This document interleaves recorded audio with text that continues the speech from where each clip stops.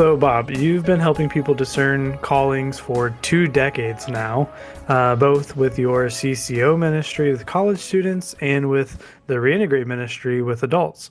So, what is the main thing you've learned in doing that? People usually think that there is some huge one big thing that is that calling that they are burdened to try to figure out that. And if they mess that up, their whole life's going to be messed up. Yeah, this was me, big time in college. I thought I had one massive calling that I had to discover, and once I discovered that, all the doors in my life would be opened. Right. And that's not the case. So yeah, one thing I had to learn through you and through other mentors in my life is we have more than one calling. We have multiple callings, and our callings change over time. I was once called to be a college student. Now I'm called to be a social media marketing manager. But I'm also called to be a husband, a friend, a son, a neighbor, a church member, and many more things that I'm called to do. Right, right. In 20 years, your callings are probably going to be still different than the callings you have today. Yeah, and that's crazy to think about. But as our lives evolve, our callings have to evolve with that. I truly believe that we're called to the moment that we're in and to Hmm. steward what's given to us. Hmm. A lot of things I've seen recently uh, have been thinking about, and what I've been thinking about this week has been about having hobbies outside of work. So, like Hmm. outside of your callings, quote unquote, trying to find hobbies is really difficult. Why is it so hard to Hmm. find hobbies when you get into your late 20s and 30s? What is the importance of hobbies? And friends that share those same hobbies, if they don't bring visible success or progress in your vocation, like what's the point? I think I've seen it all over social media recently, and I myself have struggled with that a lot. Yeah, yeah. A number of people who, they have their vocation, they have their job, and their occupation, and they really do. They work hard on trying to hone that, try to gain more skills and all that. Often, what brings us life, though, is not the things we get a paycheck from. It is sometimes things that is inside of us, wanting to express itself, and they manifest themselves as hobbies. I think of my nephew, who is a mechanical engineer. He is a high-end engineer for a huge technological company, and it's all mathematics and physics and all that stuff. And he loves to take photographs. He loves going out into the wilderness, into nature, and take beautiful photographs. That's his hobby. That's another way that he's able to express himself. So a hobby maybe just as important and sometimes more important than the things that brings us a paycheck or fame. Like I'm a teacher. I do that as a profession, or I can do that as a volunteer in my church, or I can just take the time to spend with people and help them learn something new. Um, Sometimes we have a passion to do something that is beyond what we do in our 9 to 5, right? Yeah, I definitely think during our 9 to 5, we may feel a pull or um, a need to be creative outside Hmm. of our 9 to 5. Yeah. It's okay to pursue those passions. And it's going to be interesting because our guest in this episode, Karen Swell Pryor, makes a distinction between passions and callings, and that they're both important, but they're different. In an age when passion and calling are often confused, she helps us understand that passions come from within, while your callings or vocations come from without, about being called by others to serve.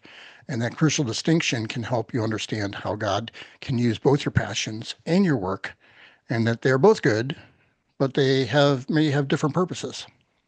Yeah. Yeah, I'm really excited to get a chance to talk to her. So as you mentioned, our guest is Dr. Karen Swallow Pryor. She is the 2025 to 2026 Carlson Scholar at Bethel Seminary. She has been a reader and a writer her entire life.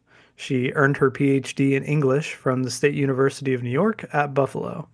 She has taught at Liberty University and Southeastern Baptist Theological Seminary. She has written or co written several books, including study guides for some of the greatest books in British literature.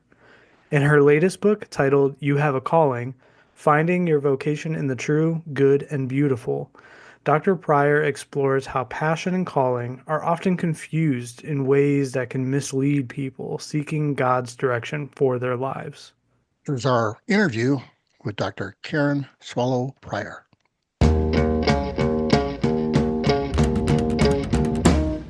So, welcome to the Reintegrate podcast, Karen. We're glad to have you. Thank you for having me.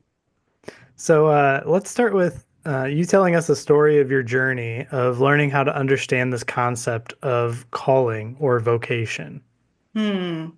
So I think I was formally introduced to the concept a little later in life. I was already in my calling, already pursued and obtained a vocation as a college professor. And one of the most influential people in my life, in my professional life, is a man named Gene Edward Veith. And at when I was working on my PhD in English, I didn't know any Christians who were in that field. We didn't have social media then. There was, very few ways of being connected. But Gene Edward Veith wrote books that shaped and formed and informed me in my field. But he also writes on other topics. And one book that he wrote which I cite in my book, is God at Work. And it was a book that I turned to. I don't even remember when I first found it, but it was one I found myself returning to again and again in advising my college students. It was my most loaned out book probably at that time. So tell me more about when people would come to you, college students. So you're now being a mentor to college students, and they're coming to you and they're saying, "Hey, you're an English professor. I want to be a writer." So how have you navigated those conversations? Yeah, I mean, in the book. I actually am drawing on so many of those conversations that I had over really 3 decades. Because, and I mentioned this in the book too, even before I took my appointment, my first academic appointment as an English professor, I was an administrator at a small Christian high school. So, I have 3 decades of advising high school students and college students. And that was right at the time that these young people were starting to grow up with the message that you can be anything or pursue your passion and you'll never work a day in your life. And, later with the onset of social media, those messages became even more distorted and escalated. And so, just in talking with my students, I especially because this was also the time when more and more young people were going to college, when in previous generations it was fewer. And so I would begin talking to them about stewarding the opportunities that they had in front of them, which are actually part of their calling, right? And I talk about this in the book, how simply the place and the time in which we are born is part of our calling, because we don't choose it. God chooses it for us in his sovereignty. He places us within a family, within a place, within a time. And that's part of our calling. Some of us were called to live in 21st century America, and some people were called to live in medieval Europe, and some people were called to live in different places around the world, and in different times. And so that cultural context and that historical context becomes part of the calling that begins to shape us and draw us to our other callings. And so when students would come to me wanting to be, more specifically like me, a writer and an English professor, I would have conversations that showed that they would often see sort of the accomplishment, the achievement at the on the outer side, but not see all of the work that it took to get there. And not that they were, didn't want to work, but they just didn't realize how long it can take to achieve something, and how many years it can take. They just think, oh, I want to do that. I'm 20 years old. Maybe if I haven't done that in 2 years, then I must be a failure. And that's just a very unnecessary disillusionment and sense of disappointment that I have seen over and over again from completely unrealistic expectations, because no one has set the right expectations. It's not, and not even intentionally, but just sometimes from omission or neglect. And so I just would talk to students about the reality of, how long it takes to do something and the kind of work that goes into it, and how sometimes, you might try something and discover it's not what you want to do, and it might not be fun, and it might not be something you're passionate about. And that's where I really want to just separate out all those terms and concepts that get all mixed up. I'm trying to find it. I'm flipping through the pages trying to find that story where someone says, "Hey, I want to be just like you. I want to be a writer." And you said something along the line, "Well, then if you want to be just like me, you have to know that I published my first book when I was 40 some years old, Seven. right? 47 years old." And they're like, you say, yeah, you see all these 20-year-olds jaws dropping. It's like, oh, wait a minute. Yeah, maybe I don't want to be like you. I want to be more advanced and faster. Well, okay. Maybe I'm slow, but it But was just, there's again, something, a reality check. Yeah. yeah, but that's the reality of, okay, your calling, your vocation is not something that, oh my goodness. College students are now like, hey, I can be an influencer overnight. I can do everything. My YouTube channel can just take off. And I was like, okay, okay. Uh, it's a lot of work to hone Hmm. a craft. Right. Our audience has heard us, David and I, talk a lot about how our faith needs to inform our work.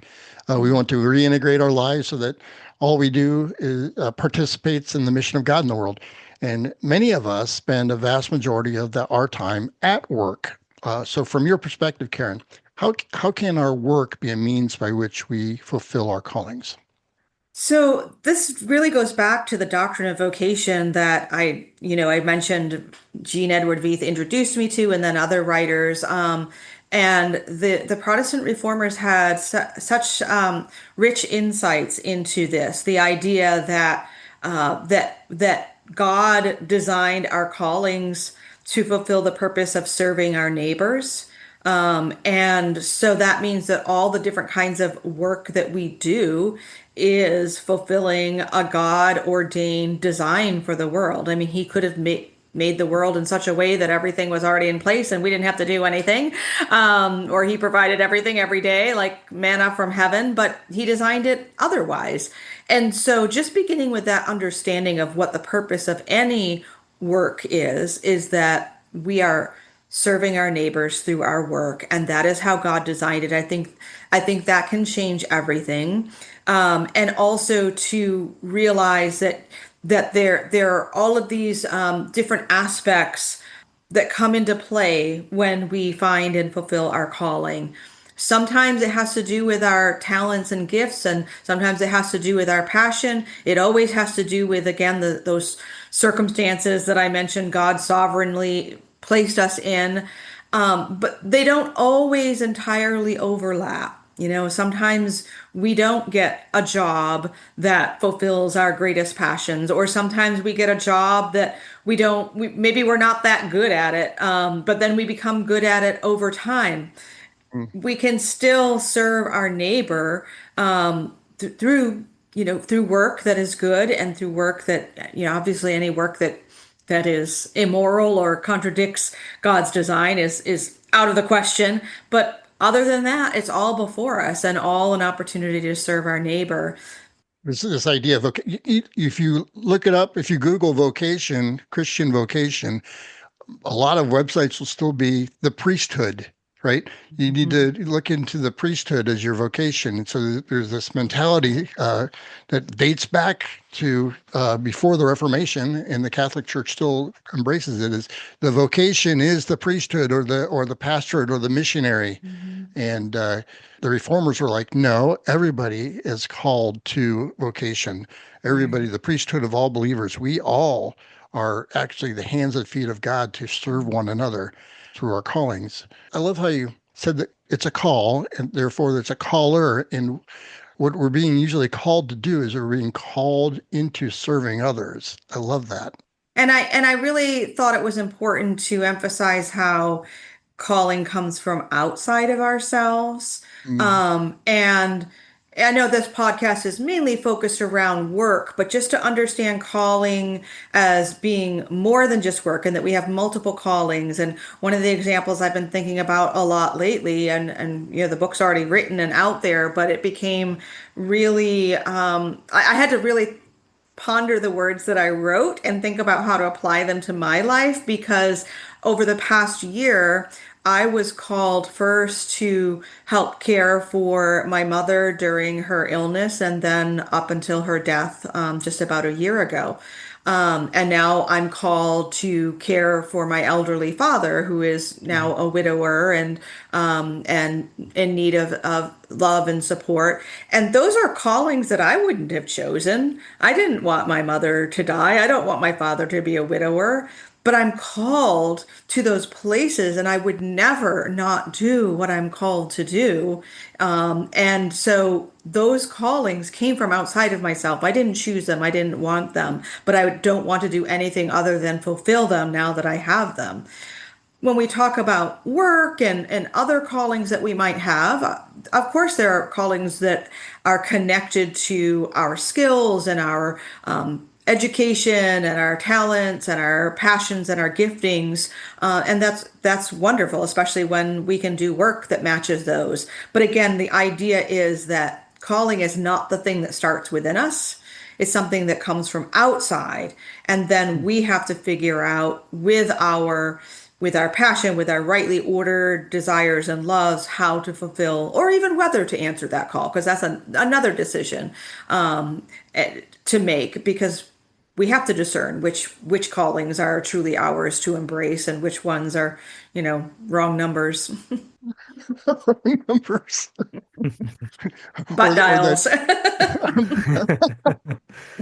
reference the old horror movie where the person gets the phone call and it's like I'm gonna get you, and they keep on getting that phone call, and then they call the operator, and the operator, the call's coming from within the house. You're like, oh Have either of you seen that movie? no. There's an Yeah. original and then a remake, and I've seen them both. So yeah. So you're like, we have to understand when the call's coming from within the house and when it's coming from without. And what's Right. interesting is the call is coming from outside of us. And so what we do is we're like, okay, when are the clouds going to spell out my calling? Or when am I going to hear the rumbling thunder coming down from the mountains, as you say, into my ears that tells me what my calling is? But usually, as God does, he uses his people to Mhm. communicate what he wants us to do. So we need to be listening to the call, and that call is usually through the needs of those around us or somebody pointing out a need that you can Mhm. meet. I think that's just a significant way to think about that. Yeah, there's so much noise in the world, right? Especially in modern life. You can imagine someone from 300 or 400 years ago not having as much trouble discerning a calling because there was only, one option or two options Yeah. in front of them. And we have, seemingly unlimited options and so many competing voices that we have a different challenge. It's nice to have so many options as most of us do in the modern world, but it also means that we have a responsibility to discern, to listen, to choose the voices that we listen to wisely, and to be in community in the first place, so that we can have those people who will speak into our lives and nudge us in the right direction or nudge us away from maybe the wrong direction. Hmm. Yeah, I've been seeing a lot of people on social media lately talk about this isn't the way it's supposed to be. Like, I'm not supposed to work my life away, work 40 hours a week. And like, I've seen people say that was made for the Industrial Revolution time, and this is something different, and we need to reshape work, and we shouldn't work, basically. That's some of the sentiment that I get from some of the Mhm. videos I see on social media. And I would say maybe on the hard days that I'm having, I'm like, yeah. But just like I think anybody would on the difficult days. But um, as Christians, I think we're supposed to discern and look at work was given to us before the fall. I mean, work Right. has been there, calling has been there.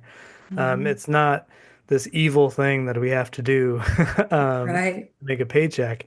And I think for young people coming out of college, that is such a hard thing to understand is, hey, work isn't bad. It's a gift from God. It's existed before us, it'll exist after us. And kind of with that mindset, we've all heard the advice that we should pursue our passion. And Mm. that can sometimes get messy. And when we're trying to determine our vocation, so how can following this passion hypothesis lead to problems?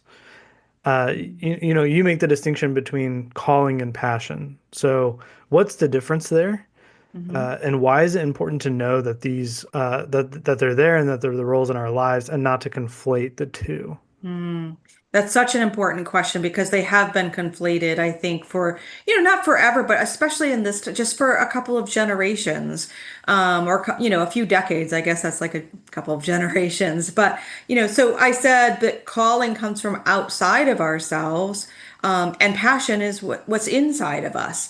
And they can match up, and ideally they will match up. But even if they match up, in a particular time in our lives, that doesn't mean that it will always be that way. Our passions can change, our callings can sometimes change over life. And so just recognizing what originates from inside and what originates from outside and seeing them as two distinct things, I think is really helpful so that we can recognize that, hey, I may not be called to something I'm passionate about, or I may be passionate about something that I'm just going to have to pursue on the side, and maybe I'll enjoy it even more.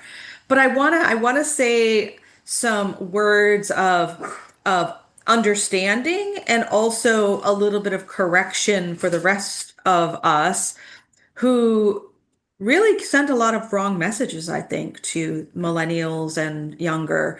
I really feel for them because, first of all, we live in a time, and I think this is the root of some of what you were talking about, this attitude of not wanting to work. Now, laziness is a problem, and laziness can be learned and unlearned, but I think it's much more than that. I don't think it's just that. I think there's a kind of despair and existential angst that has come from this particular time in culture when many young people are going off to college and getting into such deep debt that it can't possibly be paid off by anything but a highly lucrative job. And so just the idea of going to work to hardly make a dent in debt is overwhelming, and that puts a Mm. different spin on work because it almost feels like you're working to for a lifetime to pay off debt. And that's a problem that young people inherited from us. And then the way that so much work has become depersonalized and seems less significant. Now, that's been a problem for most of human history. Most people throughout history didn't get to do jobs that made them, fulfilled their wildest dreams. But we live in a time where that expectation has been thrown up before us on our screens and in our movies and in podcasts and on TikTok and on YouTube. And so there are these unrealistic expectations thrown up there. And then there's the reality, which really is. I understand the despair when if you've been put into if so many young people have been put into so much debt, and I know some haven't, but this is obviously almost a crisis. It is a crisis in our country right now, and so the negative attitude about work, I think, is understandable, but it can be fixed, right? That's partly why I Mm. wrote this book. And then I want to say that I do think that the younger generations have brought a healthier perspective about work-life balance, about not just pursuing a career for the sake of a career and climbing the corporate ladder just for the sake of climbing the corporate ladder. Now, some people might be wired that way and they might love it, and that's fine. But we've offered these kinds of formulas for everyone to follow, and they aren't for everyone. And there are my generation and maybe one before me were raised by parents who weren't there for their children because they were pursuing the corporate lifestyle. And so a lot of things got sacrificed on the along the way. Now, no generation is going to get it perfect, but I think we can learn from one generation's mistakes and try to correct the excesses and bring them back to the virtuous middle. And so I want young people to realize that that despair and that angst and that hopelessness and that fruitlessness that they may see before them is something that's part of what we built in this culture over the past couple of decades, but it can be corrected. It's not going to be easy, but having a right perspective about work, about calling, about passion, about our home lives and our family lives, putting all those things in proper balance with one another, I think can go a long way. Yeah, I love what you said there about I could probably do a whole podcast episode about money and finances coming out of college. I love that stuff. I got into it after college because I knew nothing about money in college. I was one of those people that I was like, oh, that's future David's problem. Mhm. And then right after college, I'm like, okay, I better take this seriously. And like Mhm. you mentioned, student debt is a massive crisis, and a lot of people struggle with it. Um, and it kind of goes with that of like I feel like I have to work this dead end job that I'm in, and I don't see my paycheck Mhm. because it Mhm. goes straight back to the university that I'm not using a degree for sometimes, and it's just so frustrating. And I want to say it's wrong. Yeah, It's we've done a great wrong to a generation or two. So I want to yeah. say that, yeah. Yeah, it's gotten out of hand. It's gotten, I mean, it's in each generation it seems. It's like, oh my goodness.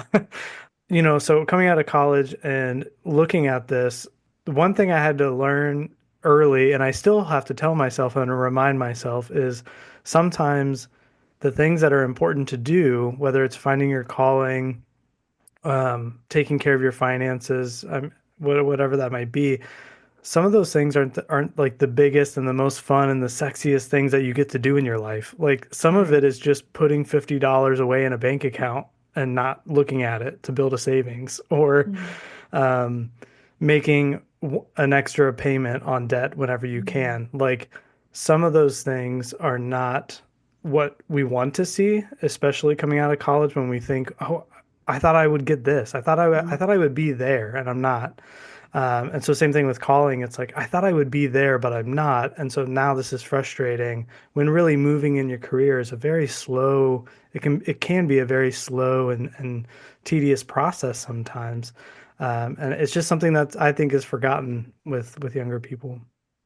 No, that's so wise and right. And what gets me really passionate is that that frustration is completely unnecessary because it comes from what were set up as unrealistic expectations in the first place. And as a teacher, that's sort of that's my calling. I want to teach that that's the wrong thing so that we can just have more reasonable expectations and then be delighted at, wow, I put $50 away or I made an extra payment. Like our expectation, if our expectations were more realistic, then we would take delight in that rather than be frustrated. So that's why I loved the story about telling my 20-year-old students if they wanted to be like me, they'll publish their first book when they're 47. So that's Yeah. a more realistic. Because yeah, sometimes we can beat ourselves up with like, "Ah, why am I not there? Why can I only save this little bit of money?" But if you look at it from the side of, hey, I did that, and that was a step forward. That is what carries you through the tougher days, for sure. I was just talking to David before we came on about we were talking about this idea of calling, and and he asked me, what is it the thing that the main thing I teach college students, and it comes down to they all think that there's this one big calling that they need to discover, or else their whole lives would go wrong. And so we have multiple callings, and that they change over time and place. And I tell students that their main callings now might actually just be a good college student, or be a good friend, or a son, or a daughter, Yes. or a classmate, or a DoorDash delivery person, or a Mhm. barista, whatever they're doing. Mhm. And then when you graduate from college, it's like, okay, you don't have that dream job yet, but you're called to be there Mhm. and to do something that serves in your vocation. Whoever God, whatever God has made you to be, can manifest itself in some way in any occupation. Vocation is not the Right. same as occupation. And so, but in what's interesting about all that, what I try to help people understand is that God is out there preparing good work for us to do in the future. Mhm. And he's already prepared good work for you to do now that he has prepared back, 5 years ago when you're like thinking, oh, what am my future going to be in 5 or 10 years? And he's constantly providing opportunities for good work for us to do. And they, I and they, love that vision. yeah. Yes. Yeah. And so they might not know what the future holds, and that's okay. Mhm. So, Karen, what are some of the main things that you want people to know about this concept of calling?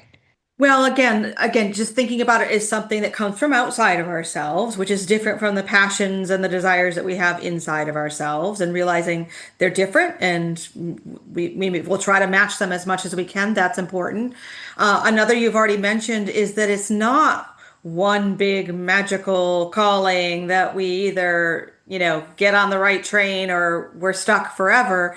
It's really God orchestrating and working through our lives, and we can come into our calling that way, or just as often we might look back and go, oh, I really was already pursuing my calling. I just didn't know that that's what it was, or I didn't have the right word for it. I give this story in my book of my mother, who never went to college to be a teacher, never had formal training as a teacher, but she was teaching her whole life when she would teach Sunday school and vacation Bible school, and teach people through correspondence, young children around the world. And she was in her 80s when she looked back and said, I was a teacher all those years. I was a teacher. I was just doing what I, thought I was supposed to do and wanted to do, Wow. and I didn't realize it was a calling.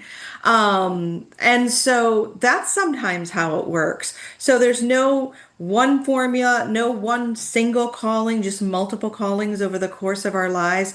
And the other thing is that nothing is wasted in God's economy. We Hmm. can make a poor decision, or take a job maybe we shouldn't have, or major in something that, we would have been better to major in something else. All of those things, God can use them all later in life or in ways that we don't expect. And so we don't need to worry about wasting experiences or time or effort. We should be as wise and as discerning as we can, but also just trust that the Lord is going to use it all somehow. And so that gives us an opportunity to just have a freer hand, to be more open, and also to see things in a wider rather than a narrower way, to realize that we may be fulfilling callings in ways that we never imagined because we just have this one narrow vision or this one idea. We need to get beyond those. It's good to have a vision, and good to have, my life verse is the mind of man plans his way, but the Lord directs his steps. To me, that's a perfect description of calling. We can plan and work and do the best that we can, but the Lord's going to direct it all, and He's going to again let it all work together rather than let anything be wasted. It's all in the little things. And what you said, nothing is wasted in God's economy. I mean, if you're doing a job that you don't enjoy right now, like that time is not wasted. And I think that will really help you in your journey. There's something about American culture, but especially Christian culture, where I don't know why, because I'm not this way, but so it's a mystery, but we love to have sort of one size fits all answers for our Yes. lives and situations. And so it could very well be that you are working alongside someone in a workplace, and that work that they're doing is their calling. It, like, that's their calling. And for you it's like, I don't see myself doing this forever, and I'm not, I don't think this is what I'm supposed to do, and you just do it for a while. For you it's just a job. And that's perfectly fine because we are all different. I've also in my years as a professor gave a lot of relationship advice when asked, and maybe sometimes when not asked. But it's almost similar to a dating situation. You could be two perfectly great people, but maybe you're not a good match for each other. Maybe that guy is a good guy for someone else, and you're a good girl for someone else because of the lack of a match. And that doesn't say anything about you or him. It's just about the match. And so the same can be true of work. Some of us were cut out and called to do certain kinds of work, and others of us just have to do that work until we get to what we were cut out and called to do. Mm. And relationships are callings as well. As I say in the book, we're called to be sons and daughters and sisters and brothers. Some of us are called to be spouses. And you know what? They actually do have to call, right? Sometimes we want that person to call and they don't. And I'm using call as a metaphor. Maybe it's, text. And some of us are called to be mothers and fathers and some aren't. And I wasn't, even though I wanted to be. Called to be a wife, but was never called to be a mother. But I have other callings that I'm sure I couldn't have fulfilled if I had had that other calling. So there is no one formula. God created us all to be different and unique, and we're all in different situations. And He's going to use it all, and He's going to call us, and He's going to surprise us. And He's going to do so much good when we are in pursuit of Him and His goodness. I'm glad you mentioned that it might not be a call, it might be a text. Yeah. Today I actually started a series with my Kent State students on calling, and my question was, okay, when think about your phone, when you get a call, what are the two people that are involved? And they stared at me blankly. I'm like, then I They realized, don't they okay, don't call each other. you don't call each other, do you? Okay, when you get a Get a text, text. so I pivot. When you get a text, who?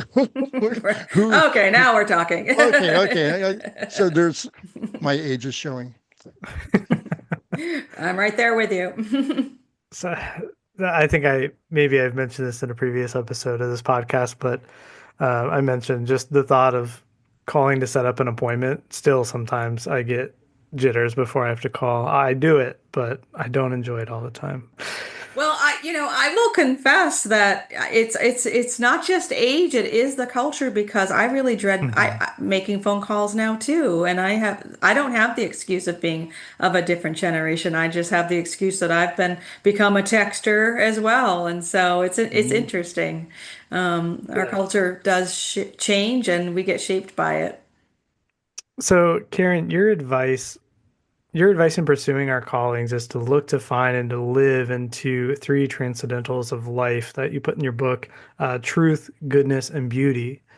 So, how do you define these three things and how do they relate to one another? Because they sound good, but how Yeah. how does that fit in our life and how Mhm. does it relate to one another? Yeah. Well, I'll describe each of these in sort of the practical ways that I try to in the book because, there are whole books of philosophy written on each of those and I try to sort of and I do love that. I love philosophy as well as English. But I try to make it practical. And so I think especially as Christians, we, of course, believe in truth, capital T truth, and we love to talk about eternal, absolute truth. And that's good. But when we're talking about our callings, what I want to say is, well, truth in our callings is really just facing reality, right? So it means like knowing the truth about the work or the call that we might be, finding and pursuing. It means knowing the truth of ourselves, like knowing who we are and what we're gifted to do or not gifted to do and even knowing the truth of the times. Like I might have been a wonderful goat farmer, 100 or 2 years ago. And there are goat farmers that exist in the world today, but this is not a world really where more people are going to be goat farmers. So it's just probably not going to match the reality that I live in. And so things like that, knowing the truth about the work, the truth about ourselves, and the truth about the world that we're in is a way that we can pursue that transcendental of truth, absolute truth, is seeing how it's translated on the ground where we are. And goodness is, we think about goodness in two ways that we tend to separate: moral goodness and then aesthetic goodness. But it's interesting because the words in the Bible that are related to goodness are words that tend to mean both things. Like something cannot be morally good without being aesthetically good, and something cannot be aesthetically good without being morally good. So that's what I mentioned earlier. Like we can't do good work if it's something immoral or illegal or unethical. That, but by definition, is not good work. But there's lots of work we can do that is good, and doing it well is what makes it good work as well. It's not just the work itself; it's how we do it. I think I this is the chapter I think where I quote Dorothy Sayers extensively. I should have just handed everyone a Dorothy Sayers little book, Why Work? But she talks about how the first call for a Christian worker is to do good work, to do it well, right? So if you're going to be a Christian carpenter, you better be a good carpenter in Mm-hmm. order to be a Christian one. And then beauty is, kind of where I culminate the whole book. And beauty is, of course, the most abstract and the hardest of these transcendentals to pin down. So what I do is I borrow from Aquinas's famous three properties of beauty, which again, if you think of a painting or a sculpture and how it might be beautiful, Aquinas identifies proportion, integrity, and luminosity or light as the three properties of beauty. And if you take those properties of beauty and think about them in relationship to your work or your calling, about how you need to have integrity, personal integrity, but also your work needs to be integrated or reintegrated. Shout out. Shout out. To your Product entire, placement. yes. Bam. I didn't even plan that, but wow. So that integration of your work into your whole life and how it is integrated into your faith and not compartmentalized. So integrity, but proportion as well, like giving what we talked about earlier, like having that work-life balance, giving the work the proportion of attention that is due to it at that time, and giving other things in your life the attention needed at maybe another time. And those things will shift and change in and out of season, but knowing that there needs to be a proportionality to the way you work and the work that you do and everything else in your life. And then finally, I love to think about luminosity or illumination in your work, and the way that if you are doing your work well, you are bringing light into the world. If grocery shopping is one of the things that I hate to do, but it has to be done. And when I am checked out by a competent, cheerful clerk, it makes that job better. And when someone bags my groceries in a careful, expert way, I'm very happy. To me, that person has brought light into my world through that. Mm. Possibly some people would think that's a menial job. It's not, it's important. The way that an accountant, which I know nothing about, can balance the books, and bring symmetry. And balance itself is a thing of beauty. And so that's what an accountant does. That's what someone who makes a spreadsheet does. That's what a teacher does, is bring light. That's what a preacher does, is bring light to the text. There's so many ways that through our work we can bring light and order and goodness to the world in the most ordinary ways, or some people will do extraordinary things, but most of us are just going to bring light through everyday ordinary work. I love the first chapter of the Bible, Genesis 1.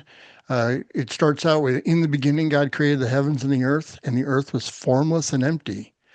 John Walton, in his commentary, says that these words, formless and empty, tohu vabohu, indicate that the cosmos was empty of purpose and meaning and function at a place that had no order and intelligibility, that which has not yet been differentiated or assigned function, so no boundaries or definition have been established. And so the next thing we see in Genesis is God creating everything in the heavens and the earth. So God's act of creation is a great ordering process. The earth begins formless and empty, but proceeds to be organized by God. He creates day one, he creates light, day two, sky and seas, and day three, land. And then he fills these three habitats in days four and five and six. Sun, moon, and stars fills the day one light. Day five of birds and fish fills the habitat of skies and seas from day two. And the land creatures, including humanity, in day six fills the land of day three. This is very purposeful and methodical. And he keeps on saying throughout, oh, this is good. So this is a story that tells truth. It is a story that tells us what is good. And to me, it's a very beautiful, symmetrical story.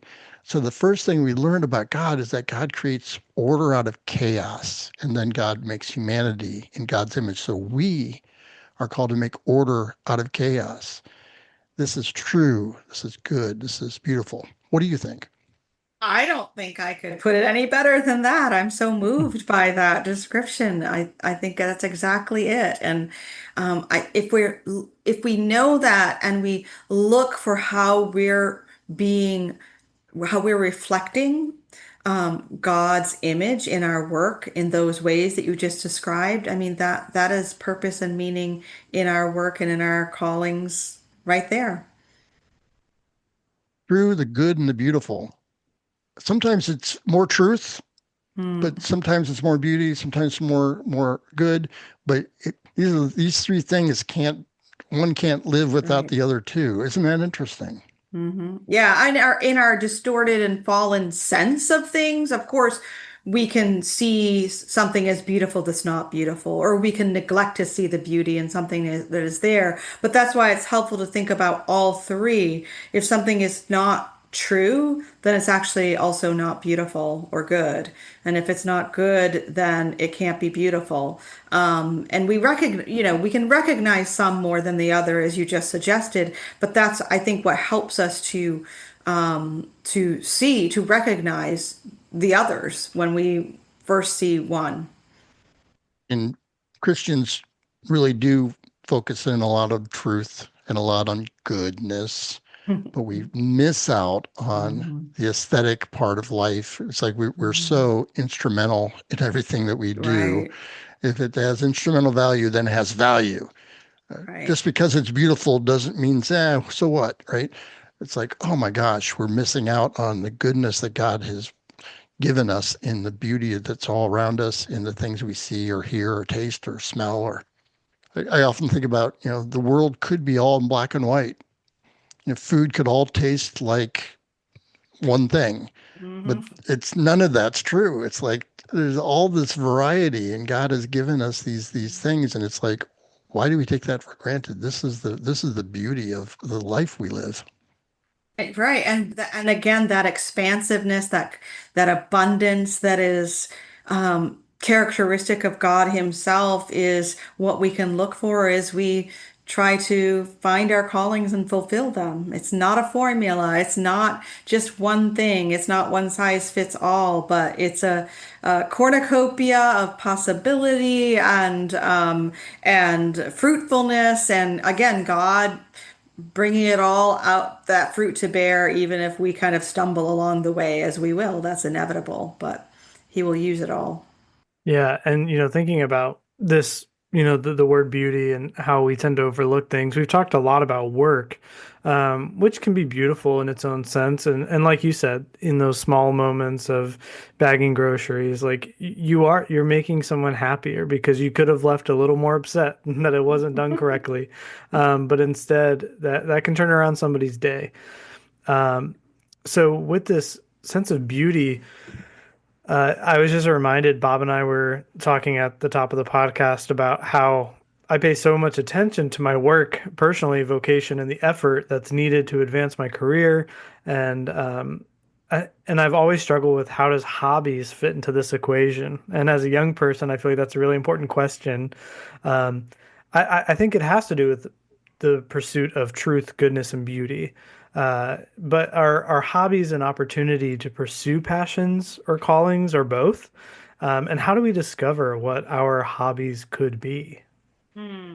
No, I'm so glad that you are addressing this because I think this message that I'm trying to dispel that that you're supposed to pursue your passion and then that's what you're going to get paid a lot of money for actually closes the door to us being able to pursue our passions in the form of hobbies. And again, it doesn't mean that someone can't pursue their passion and that becomes their calling. That does happen sometimes, but oftentimes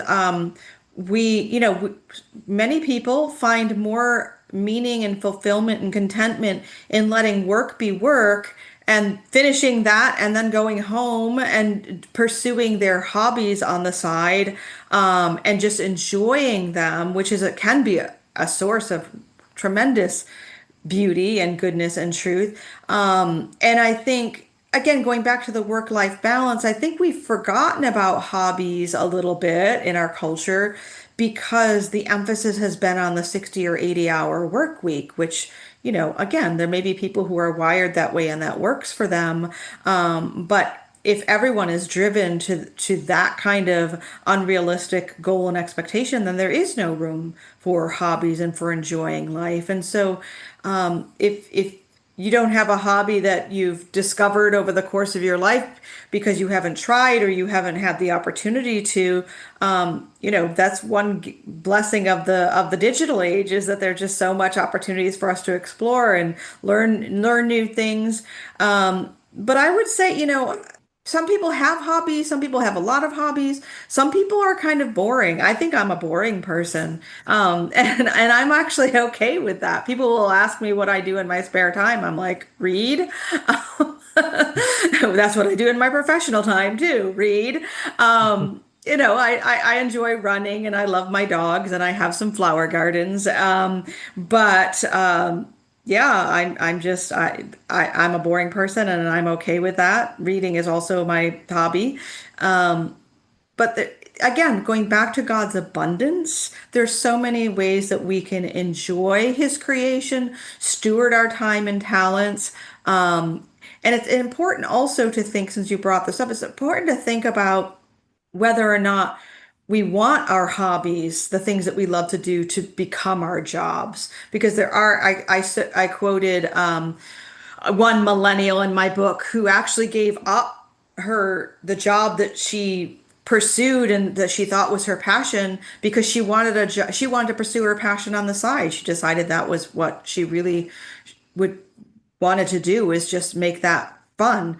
I think I mentioned in the book that when I was a teenager, because I loved animals and I loved working with animals, I thought maybe I should be a veterinarian. And so I pursued that for a little bit and worked on some farms and did an internship with a local veterinarian. And I just decided, before I knew, I don't think I would have been good in medical school, but even before that, I just decided I just want to enjoy animals. I just want to enjoy them. I want them to be my hobby. I just want to love my pets. And so I'm really glad I made that decision, to make pets and animals my hobbies rather than my vocation.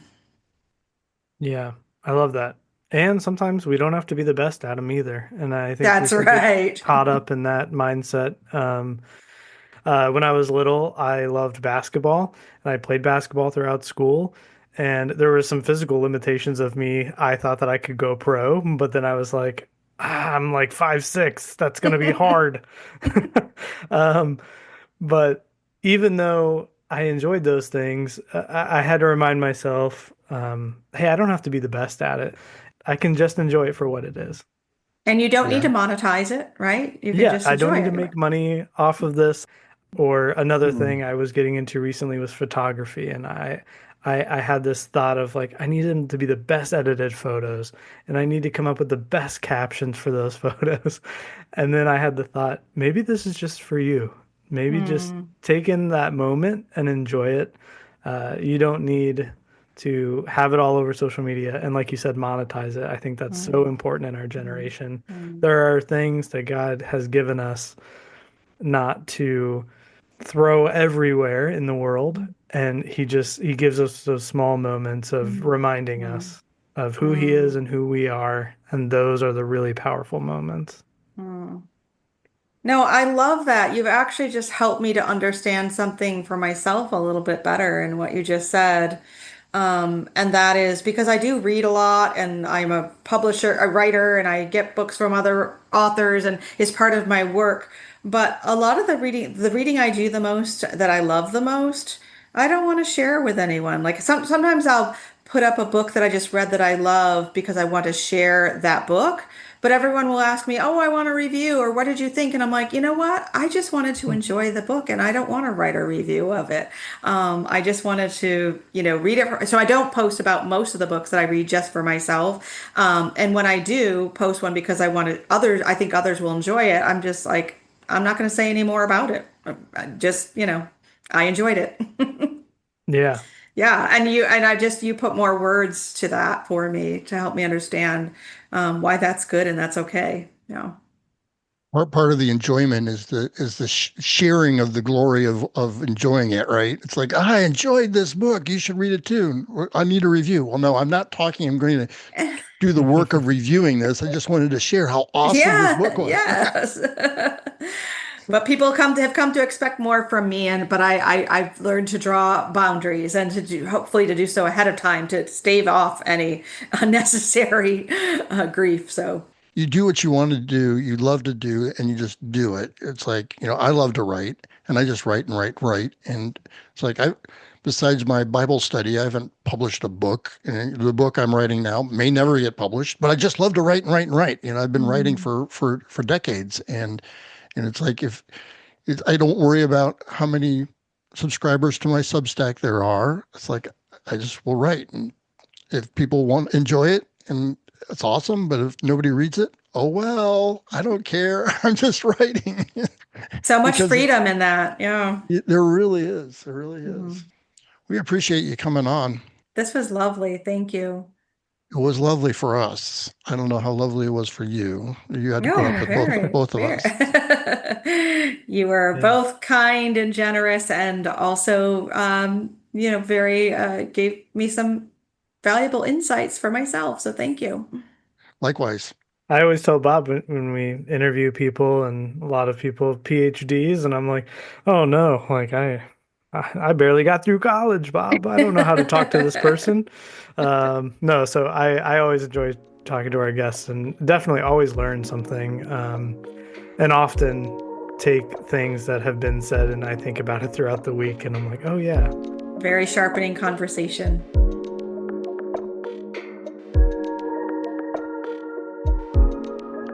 How's your work creating beauty? How's your work beautiful? How's your work connecting to other people's work of beauty? How do the three forms of beauty that Aquinas talks about: proportionality, luminosity, and integrity. How, a good painting has proportionality and luminosity and integrity. So, and then she's like, okay, how does work have proportionality? How does it have luminosity? How does it have integrity? Like I was thinking about when Brielle and I went to the Cleveland Art Museum. That's like beginning of this year, back in January. And I was just reminded of like, why do people paint? Why do people draw? Like, there's no chart saying, okay, or there's no data behind this. Like, um, there's no reasoning, I guess, but Mhm. simply for the beauty, for getting it out there. And then you begin to see the organization that did go into the chaos. Like this might be an abstract painting, but I picked these colors for this reason, or these strokes go this way for this reason. And so that's really cool. And and then that thought tied into, yeah, how is work like that? How can work, because we don't see it in that light. When you talked about going to the art museum, and I think of when we had Makoto Fujimura on the Mm, podcast and how he meticulously creates his paintings. He he actually uses the old Japanese form of creating his own paints from the minerals that he gets from Japan, and it takes forever for him to be able to dissolve the mineral and to create the paint. And it's like, can't you just go down to, the art store and get yourself some paint? He's like, yeah, I could do that, but that's inferior paint. You don't understand. I need to Yeah. make good paint. And it's like, interesting. This takes a lot of process, a lot of work, to take a canvas and to slowly, methodically add color to it is like, it blows my mind. And but that's art, and you're like, okay, I see that in an artist, but that's a person working on a spreadsheet, right? Yeah. That's a person figuring out a marketing plan, Hmm. you know.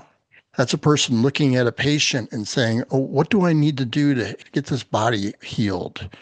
How do these biomechanics work together to make that happen? What can I do to help that? It's like there's a lot of process and work that goes into this stuff, and it's true, and it's good, and it's beautiful.